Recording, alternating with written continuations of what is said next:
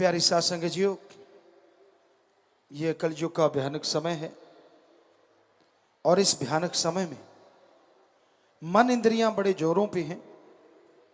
हर इंसान आज इतना चतुर चालाक, इतना होशियार अपने आप को मानने लगा है कि भगवान को तो वो कुछ समझता ही नहीं। उसे लगता है कि जितनी अकल, जितनी समझदारी मालिक ने मुझे बख्शी है, शायद ही कोई दूसरा ऐसा जन्मा हो। पर यह भ्रम है, गलत फहमी है। उस मालिक ने सबको दिमाग दिया है, उस मालिक ने सबको अकल दी है, पर कोई ज्यादा इस्तेमाल करता है और कोई कम इस्तेमाल करता है। ये नहीं है सिवाय उन मंदबुद्धियों के जिनको ऊपर कर्मों की मार है। वो मंदबुद्धि ही पैदा हुए, उनको अगर छोड़ दें तो नॉर्मल इंसान का दिमाग बेहद बेहद जबरदस्त है। आज तक साइंस आदमी के दिमाग को सिर्फ 10-15% ही पढ़ पाई है, उससे आगे नहीं बढ़ी।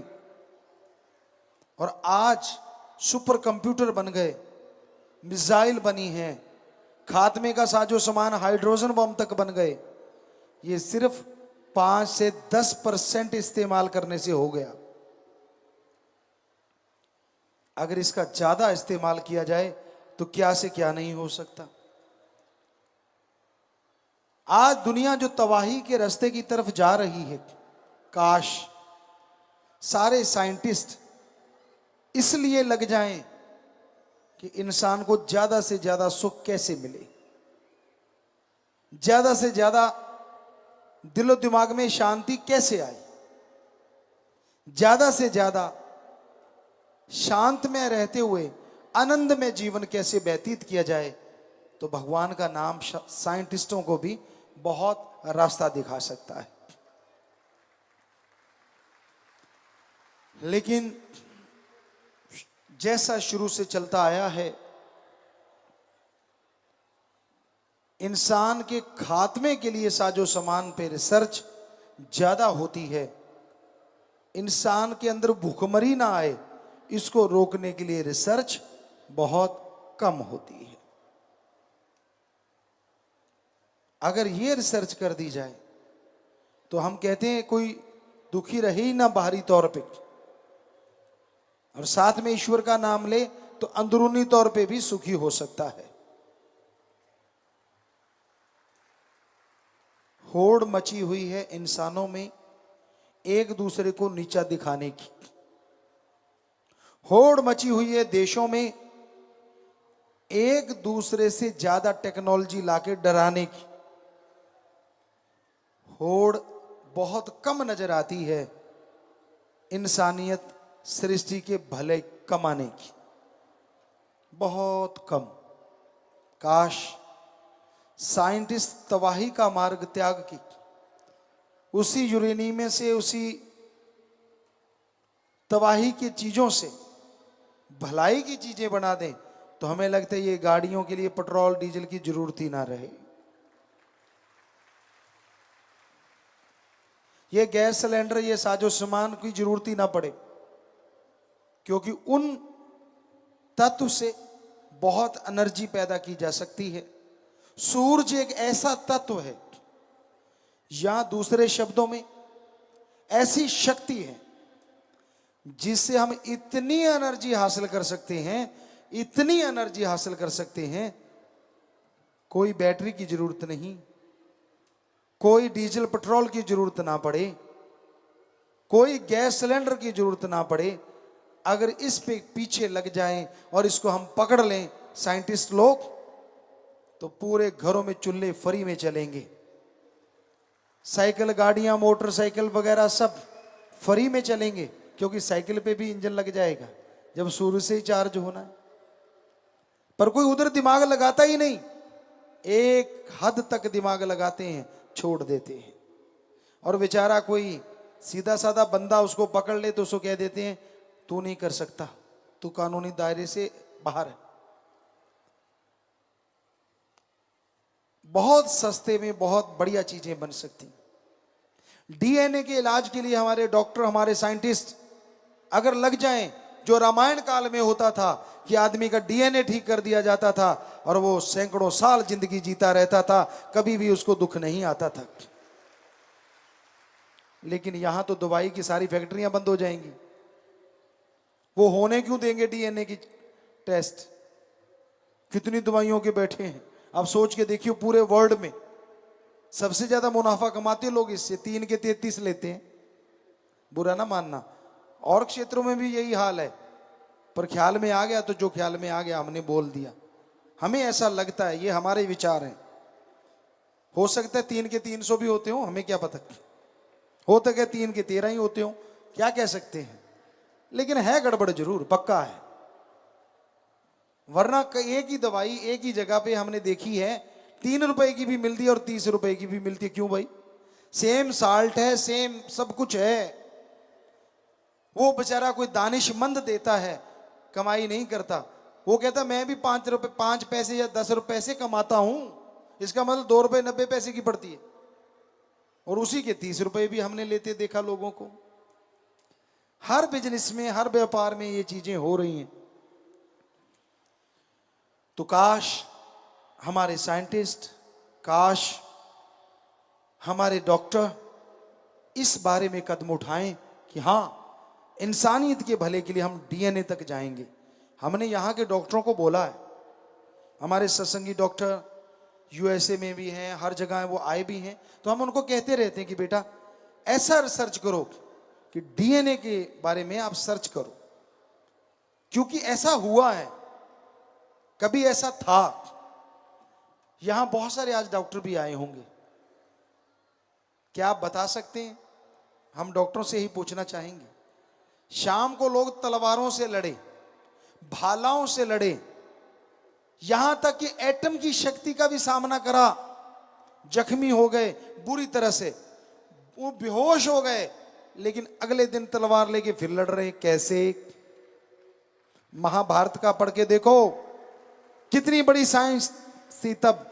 एक स्नेह लेप नाम था, कितना भी बड़ा जख्म हो, स्नेह लेप, कितना भी बड़ा जख्म, रात को लुगदी बना के भर देते थे, सुबह तक जख्म भर जाता था। क्या था वो? इंडिया में था। आप मर्रम देते रहते हैं कि झरीट 10 दिन तक ठीक नहीं होती, दे तेरे की ये ट्यूब लगा ले, वो ट्यूब लगा ले, ज्यादा है तो 2 इंजेक्शन चढ़ा ले। लो जी, जो इंजेक्शन से डरता वो बेचारा पहले ही नहीं आता, यार 10 दिन ठीक है अपने को। तो हम जरूर चाहेंगे कि आप जो कर सकते हो रिसर्च, वो जरूर करें। जरूर स्टेम सेल आपने ढूंढ लिए हैं, ये उसकी तरफ पहला कदम है। हमारे अकॉर्डिंग ईश्वर ने जो दिखाया, ये पहला कदम है डीएनए की तरफ। अगर आप बढ़ोगे तो स्टेम सेल अच्छी चीज है, बहुत पावर है, बहुत शक्ति है, थोड़े में बहुत कुछ है। गागर में सागर कहें तो गलत नहीं, लेकिन अभी डीएनए वाली चीज से आप बहुत दूर हैं। कहीं ना कहीं इस पे रिसर्च हो रही होगी, लेकिन उनको रोका जाएगा। पता है आपको क्यों? अगर डायरेक्ट डीएनए ठीक करने लगे डॉक्टर, तो फैक्ट्रियां सारी दवाई की बंद। जरा सोचिए कितना बड़ा मक्कड़ जाल है, और वो बंद क्यों करने देंगे? पर ये हो सकता है हम हमारे देश के, विदेश के जो भी साइंटिस्ट हैं, जो इंसानियत का भला चाहते हैं, हाथ जोड़ के जरूर गुजारिश करेंगे कि वो डीएनए की तरफ कदम जरूर बढ़ाएं। अरे गरीब से गरीब, अमीर से अमीर, हर इंसान सुखी हो जाएगा। ईश्वर ने समय लिख दिया, वो तो भोगना है, लेकिन क्यों ना तंदुरुस्ती से भोगा जाए। ये पॉसिबल है। डीएनए से ही आदमी का वजन कम हो, ज्यादा हो, कुछ भी किया जा सकता है, कुछ भी। तो ये राम नाम में ही है सब कुछ। कोई समय ऐसा था जब राम नाम का जाप करने वालों ने ये चीजें ढूंढ ली थी। मर्त प्राय लोगों को 1 सेकंड में जड़ी बूटी सुंघा के जिंदा कर ले देते थे, और मरने नहीं देते थे। आप क्या सोचते हैं? आईसीयू में जाते हैं, वहाँ कितनी नड़ियाँ लगी होती हैं, नलकियाँ लगी होती हैं। क्या आपको बताएं, उदाहरण दें, लक्ष्मण जी मूर्छित हो गए थे, कोमा में चले गए थे, और ये हो गया था कि वो मर्त पर आए हैं, लेकिन कहते हैं उस वैद्य ने टाइम दे दिया, इतनी देर मैं इसकी बॉडी से प्राण नहीं निकलने दूंगा। उसने नहीं निकलने दिए। ये जड़ी बूटी ला दो, मैं पल में होश में ला दूंगा। वो जड़ी बूटी हनुमान जी लेके आए और पल में होश में लक्ष्मण जी ऐसे बैठ गए विदाउट एनी वीकनेस कि जैसे कुछ हुआ ही नहीं। क्या आज हम नहीं कर सकते वो चीजें? आप कहो जी रामायण तो होती नहीं थी, महाभारत होती नहीं थी, कल को आप कहोगे चंद्रमा नहीं होता था, सूरज नहीं होता था, आपका क्या कहना? क्यों? आप कहोगे कल पैदा हुआ है, जब आप जन्मे तभी चंद्रमा जन्मा, उससे पहले तो नहीं जन्मा आपके लिए।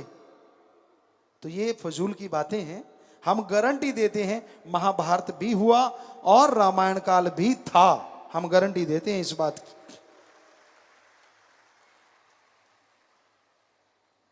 आप उसमें बहुत सारी चीजें जान सकते हो अगर गूढ़ अध्ययन करो, बहुत बहुत कुछ। पर यह संभव तभी होगा ना जब आपकी रिसर्च उसकी तरफ जाएगी, जब आप उस तरफ बढ़ेंगे। जब तक आप उस तरफ बढ़ते नहीं, आपको मंजिल नहीं मिलती। तो बहुत जरूरी है इस कलयुग में, इस भयानक समय में, इंसानियत के लिए, सृष्टि के भले के लिए कुछ ना कुछ किया जाए। और वो किया जा सकता है। पशु नहीं करेंगे, पक्षी नहीं कर सकता, पेड़ पौधे नहीं, लेकिन इन्हीं से मनुष्य करवा सकता है। इंसान एकमात्र ऐसा है जिसके अंदर दिमाग बेहिसाब है। हाथी के सूंड से कम ताकत है इंसान में, पर उसके सिर पे बैठ के जहां मर्जी लेके चला जाता है। शेर दहाड़ मार दे, आदमी का दिमाग फट जाए, पास से मार दे, कान के पर्दे फट जाएं, लेकिन अपने इशारों पे शेर को नचाता है। और क्या क्या उदाहरण दें आपको, क्या नहीं करता इंसान का दिमाग। और वो भी 10 से 15% की रेंज में, और कहीं 50% तक चले जाओ तो पता नहीं क्या से क्या हो जाए। तो कहने का मतलब, आप मंदबुद्धि नहीं है ये सोचा करो। अपने आप को नेगेटिविटी का शिकार मत बनाया करो कि मुझे कुछ नहीं आता, मैं तो फेल ही होऊंगा, मेरे में तो कुछ भी नहीं है। क्यों नहीं है भाई? ये ऊपर का खाना मालिक ने भर रखा है, इस्तेमाल करो ना करो वो आपकी मर्जी है, पर सामान सबका एक क्लास है इस खाने में।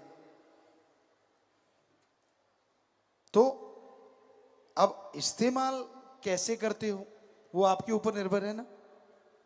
तो आज के दौर में बहुत जरूरी है कोई परहित परमार्थ सोचे।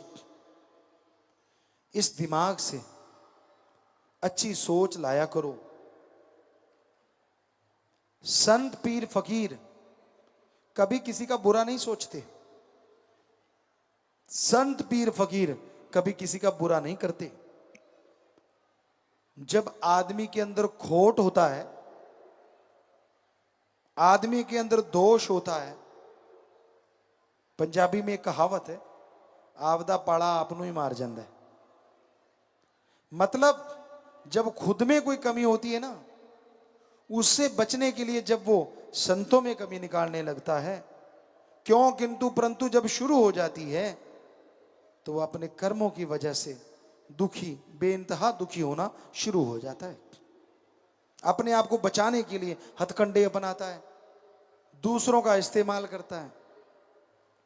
पर क्या आप जानते हैं कोई ऐसा भी है जो आपके दिमाग की बात आने से पहले पढ़ लेता है, जो बोलने से पहले जानता है आप क्या बोलोगे, और जो वीडियो बना रहा है आपकी लाइव कि हाँ ये बंदा ये कर रहा है, जो करता है सो भरता है।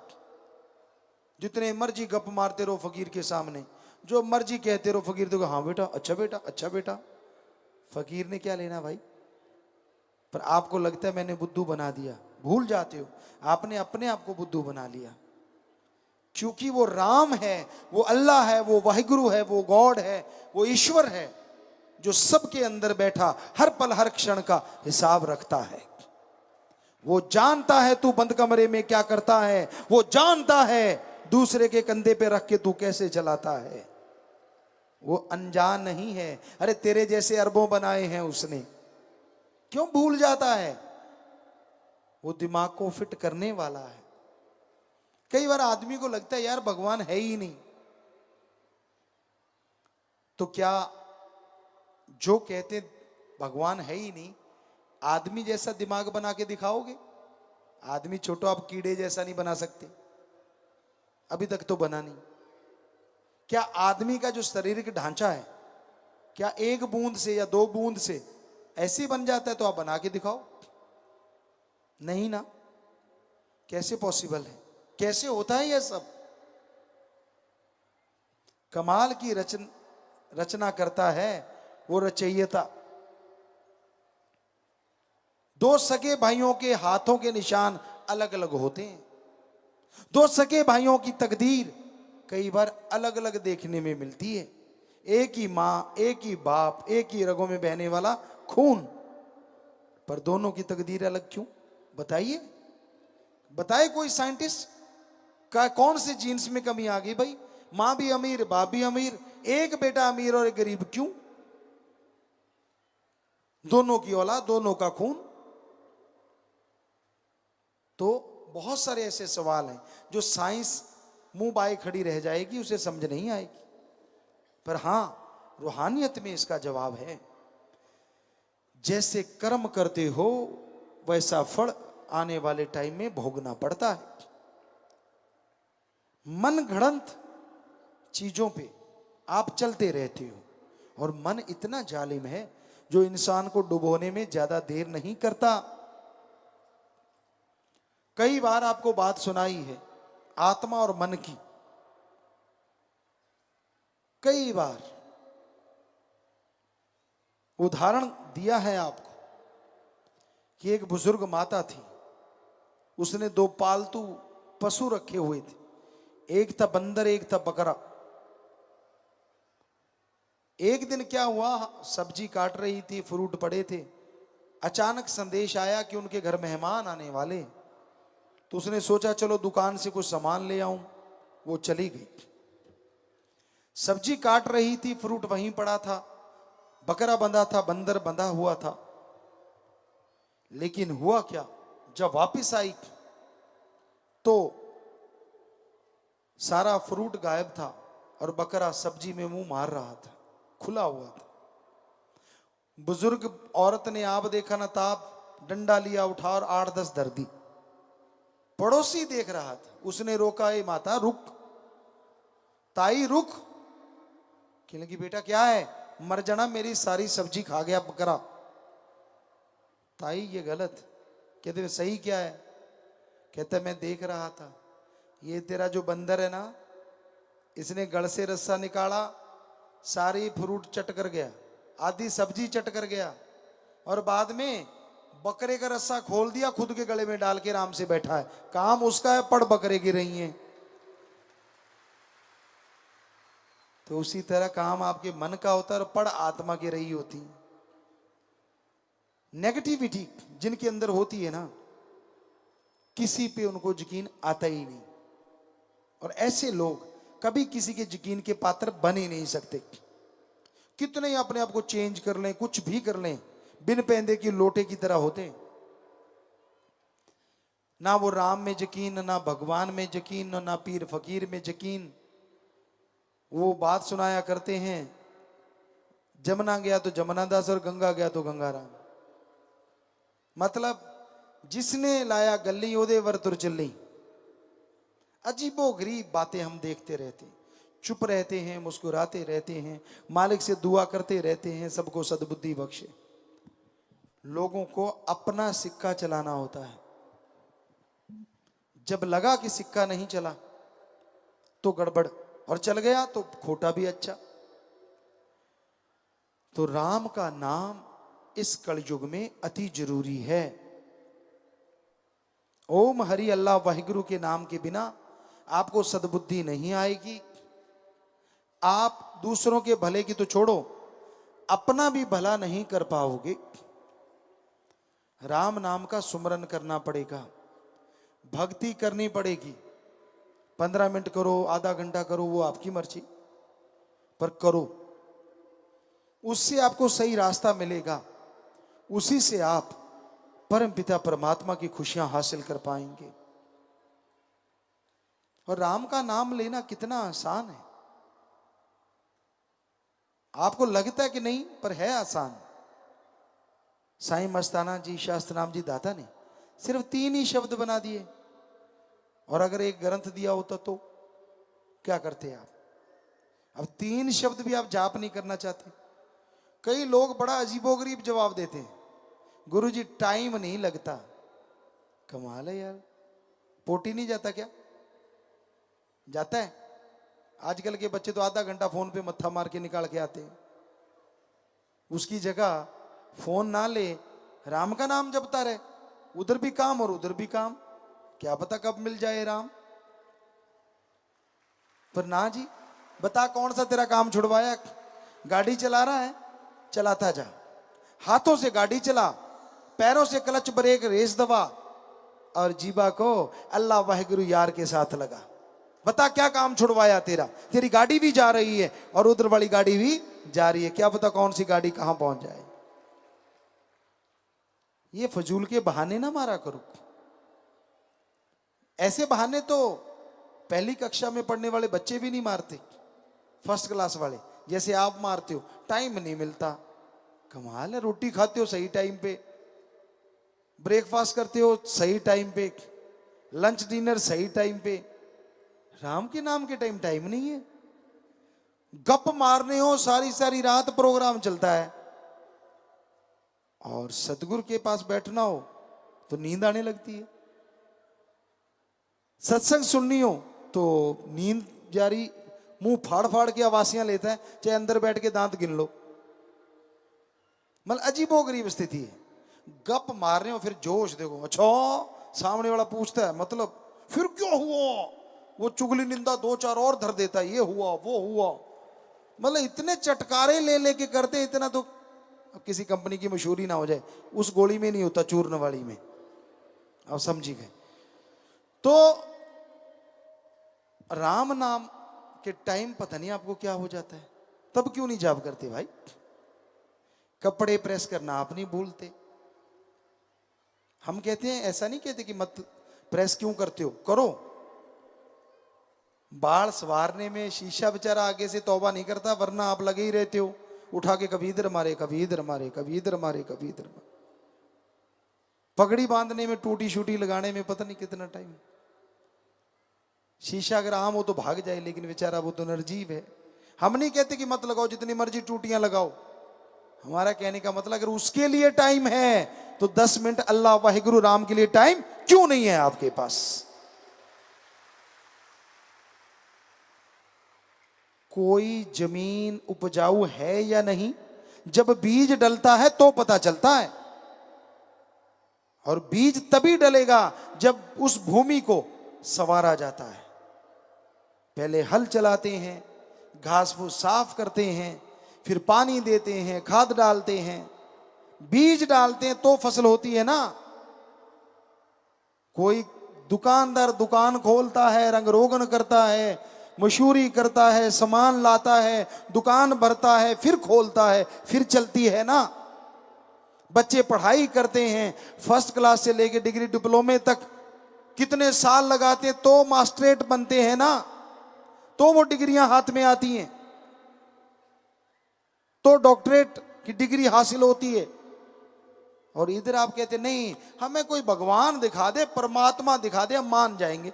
वाह भाई वाह, आप तो वो मूर्खों वाली बात करते हो कि कोई जाए और कहे बीज दे दे भाई, वो कहेगा ये ले 1 किलो, इसको डालना, तेरे 10 मन दाने निकल आएंगे।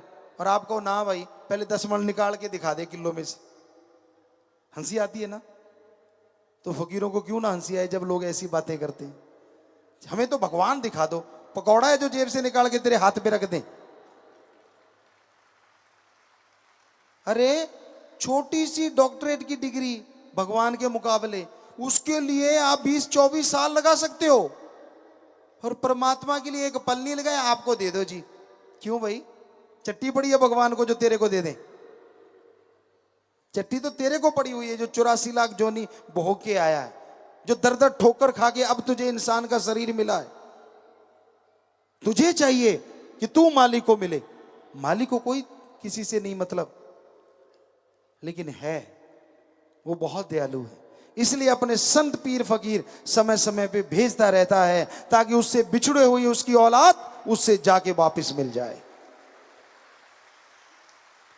पर अगर आप संतों से ही आगे निकल जाओ, पढ़ के कट जाओ, तो संत क्या करें? फिर भोगो अपने कर्म। संत एक हद तक दखल दे सकते हैं, उसके बाद चुप हो जाते हैं, क्योंकि संतों की भी एक सीमा है। वो समझाते रहते हैं, सत्संग में बताते रहते हैं, जो सुन ले अमल कर ले बेड़ा पार, ना सुने तो भाई कर्मों का पड़ता भार। संत बार बार कुछ ना कुछ बताते हैं, कुछ ना कुछ देते हैं। आप जितनी बार सत्संग में आते हो, चाहे 15 मिनट, चाहे आधा घंटा, चाहे घंटा सुनते हो नहीं सकता वो घंटा आपकी पूरी लाइफ को ना बदल दे अगर सुन के अमल कर लो तो। पर इधर से सुना और इधर से पार। कई बार ऐसा भी होता है, संत वचन करते हैं, वचनों को पता नहीं क्या से क्या बना के, उसकी गेंद बना के आप जाके घर में खेलते रहते। तेरे को कहा, मेरे को कहा, उसको कहा, उसको कहा। अरे यहां जितने बैठे हो सबको ही कहा। क्या हमने घूंघट निकाल रखा है कि इधर वालों को नहीं सुना रहे, उधर वालों को सुना रहे हैं? हम तो शरेआम बोले जा रहे हैं। ये तो इसमें क्या किंतु का क्या मतलब? अगर आपके जख्म है तो स्पिरिट लगेगा ही लगेगा, और जख्म नहीं है तो एंटीबायोटिक का काम तो करेगा ही करेगा।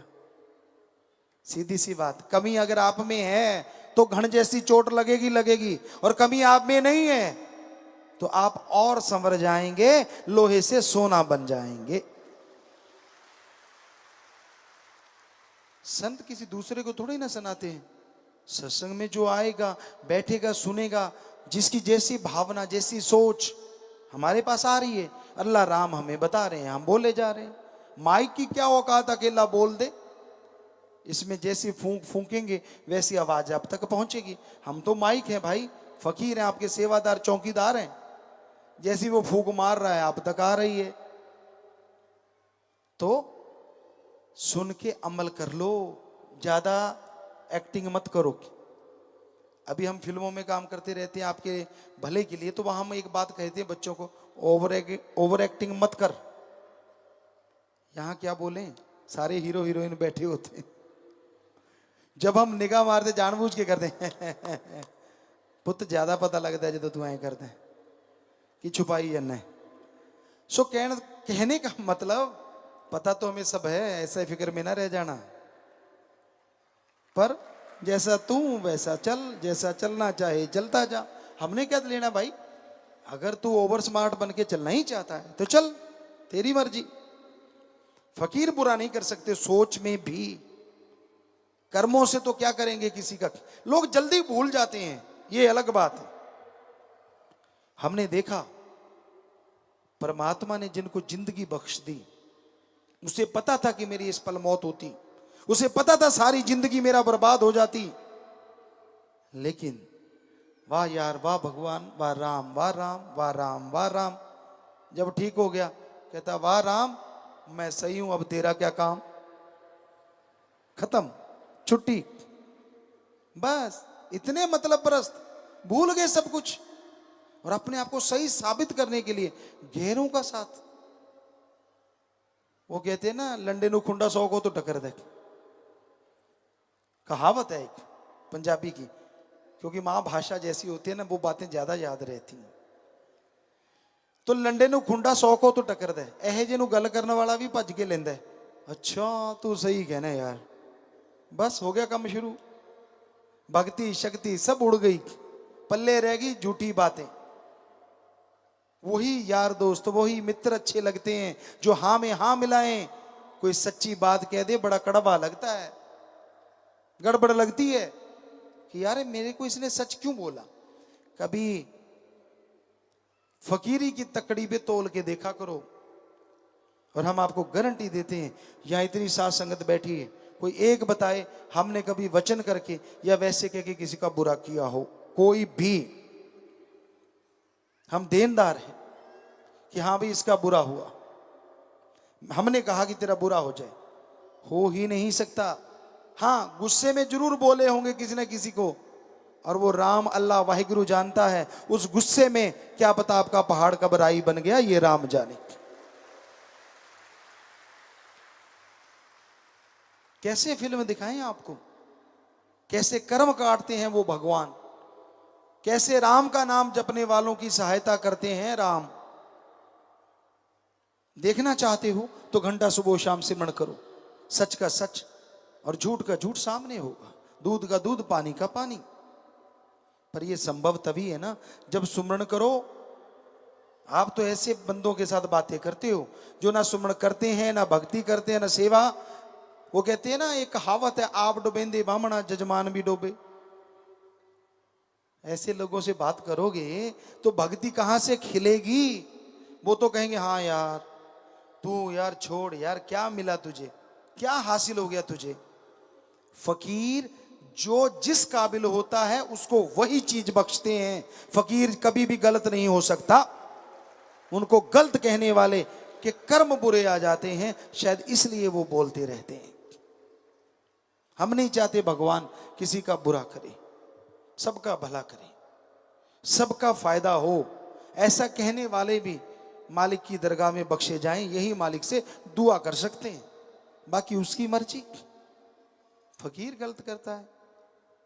कईयों ने मस्ताना जी के टाइम बोला, फिर परमपिता शास्त्राम जी महाराज है उसके टाइम बोला, आजकल भी लोग बोलते रहते हैं। ये तो चलती रहती है निंदा चुगली। लेकिन सोचा करो, फकीर गलत क्यों करेगा भाई? क्या उसने पहले गलत किया? पहले तो नहीं, अब करता है। आपको क्या पता क्यों करता है, आप जानी जाने। और जब सच्ची बात बताओ फिर कहते हो अगर ओहो ही कहना था तो वैसा किया ही क्यों। तो हमारा कहने का मतलब, आप किसी को बुरा मत कहो जब तक उसके बारे में जानते नहीं।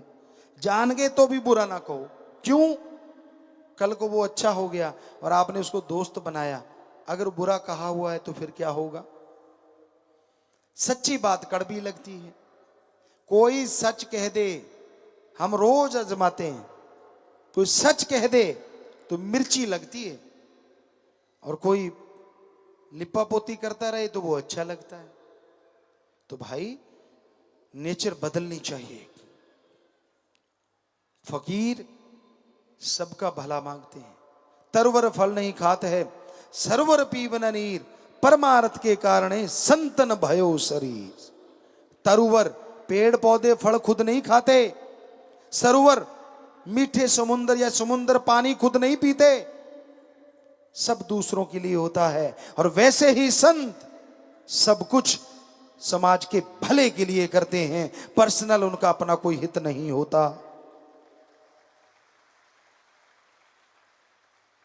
लेकिन पता नहीं, इंसान की बुद्धि भ्रष्ट जब हो जाती है, उसे लगता है, तो भाई हम तो गुजारिश कर सकते हैं। एक कहावत है, पहला मंजे तले सोटी मार। मतलब पहले खुद के बारे में तो विचार कर ले, तू कहां से 30 मार भगता गया। कौन सी ऐसी भक्ति कर रखी है जो तू फकीर को पहचान गया। फकीर की बात में राज होता है, उसे गलत तरीके से मत लिया करो। अगर उसने वचन कहा है 100% आपका फायदा होगा, नुकसान नहीं होगा। तरोड़ मरोड़ के चटकारे ले लेके मसाला लगा लगा के कुछ और ना बनाया करो। मर्जी आपकी, हमें कोई दुख नहीं लगता, और लगता भी है। दुख इसलिए नहीं लगता कि हमारी बात क्यों काटी, और लगता इसलिए है कि वो राम ने कहलवाई है, उसमें पता नहीं आपका कितना फायदा होने वाला था और वो आपका नुकसान हो गया। तो भाई फकीर कभी किसी का बुरा नहीं करते। सबका भला सोचते हैं, भला करते हैं, लेकिन कलयुग है, यहां भला किया लोग चुटकियों में भूल जाते हैं। चुटकियों में जिंदगी तक जिस मालिक ने दी हो भूल जाते हैं वो कि यार मेरी जिंदगी जब उसकी दात है तो मेरा मुझ में क्या है। ऐसे तो नहीं गुरु साहबानों ने लिखा, मेरा मुझ में कुछ नहीं, जो कुछ है सो तेरा, तेरा तुझको सौंपते क्या लागे है मेरा। ये दो लाइनें ही अगर कोई मान ले तो राम का ऋण कभी ऐसा हो ही ना कि उतार पाए। उसको पता है कि लाइफ में ये पल था और अब ये पल है किसकी वजह से। तो मतलब ही नहीं है कि इंसान उस राम के प्रति कभी गलत बोले, भगवान के प्रति कभी गलत बोले, लेकिन ये यहां से जिंदगी यहां मिली। और जैसे आपको बोला कि जब सब कुछ ठीक है तो राम का क्या काम, और जब नुकसान होने लगा, घाटा पड़ने लगा, आजा राम आजा राम। तो ये सही नहीं है। एक रस तो रहिए कम से कम, उसका शुक्राना करोगे, हम गारंटी देते हैं शुक्राना नहीं करवाएगा वो, बदले में ढेर लगा देगा वो खुशियों के, दया में रहमत के, कृपा दृष्टि के। हां, आप मानो ना मानो वो एक आपकी मर्जी है, आप अपनी राय रखते हैं। आप हर कोई मर्जी के मालिक हैं, आप पशु नहीं हैं जो खूंटे से बंधे हुए हैं। हर इंसान अपनी मर्जी का मालिक, हर किसी में अपनी अकल है। पर कईयों को हमने देखा, जो उनको पहले देखा कई सालों वही हाल, वही अहंकार, वही खुदी, वही सब कुछ, ना बदले। तो भाई फकीर ये नहीं कहते कि तू मेरी पूजा कर, फकीर कहते पूजा उसकी कर जो तेरे अंदर रहता है, पूजा उसकी कर जिसने सारी सृष्टि को बनाया है, पूजा उसकी कर जो अल्लाह वाहिगुरु राम है, उसकी पूजा कर। और पूजा के लिए पैसे ना चढ़ा, पूजा के लिए नोट बोट की जरूरत नहीं है, उसकी पूजा करनी है। अगर तेरी आंख से उसकी याद में तड़पते हुए एक आंसू भी बह गया, वो हीरे जवाहरात से बढ़ के मालिक दान मानेगा और खुशियों से लवरेज कर देगा। पर उसकी याद में, सिर्फ उसकी याद में। हमने देखा है लोग वैराग्य पैदा करने के लिए मरे हुए माँ बाप को याद करके रोने लग जाते हैं। एक्टिंग में तो ठीक है, पर आप ये दिखाओ कि मैं तो भगवान की याद में, मुझे तो जी वैराग्य आ गया, ये गलत है। वैराग्य लाया नहीं जाता, आ जाता है। और वो जब आ जाता है तो ईश्वर को भी ले आता है। तरीके रास्ते भगवान को बहुत जल्दी पाया जाता है। खुश्क निवाजे, खुश्क रोजे, खुश्क भक्ति, खुश्क इबादत, सालों लगे रहो, कुछ फर्क पड़ता नहीं। और तरीके रास्ते, वैराग्य के रास्ते लोग कुछ घंटों में मालिक को पा लेते हैं। तो भाई ये वैराग्य का रास्ता अल्लाह वाहिगुरु राम तक जल्दी ले जाता है। लेकिन भाग्यशाली जीव होता है जिसकी आंखों से दो बूंदें वाहिगुरु के लिए, राम के लिए गिरती हैं। बेटा नहीं हुआ, आंसू, पशु दूध नहीं दे रहा, आंसू, दुकान में घाटा पड़ गया तो आंसू, बच्चों के नंबर कम आ गए तो आंसू। क्या है, अगली बार ज्यादा आ जाएंगे। और तेरे आंसू से नंबर तो बढ़ने से रहे, ये तो यानी तेरे आंसू से 10 नंबर बढ़ जाएंगे, ऐसा तो है नहीं। तो जरूरी है, आंसू बहाना कुछ गलत नहीं होता, लेकिन उसका रास्ता सही हो तो ये आंसू भगवान से भी मिला देते हैं। वैराग्य अगर सही हो, ईश्वर का नाम लेते हो, सेवा करते हो, ये वैराग्य के रास्ते चल के लोग मालिक को जल्दी पा लिया करते हैं।